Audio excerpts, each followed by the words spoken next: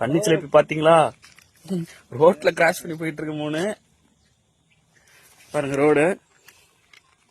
Road cross பண்ணி போயிட்டு இருக்கு. அங்க பாருங்க,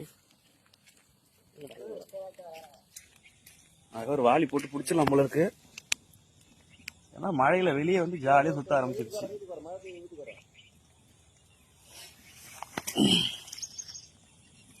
பிடிக்க விடல. இரு வரேன். இந்த பக்கம் தண்ணி ஓடுது. அந்த மீன்களை தண்ணியில தூக்கி போடலாம்.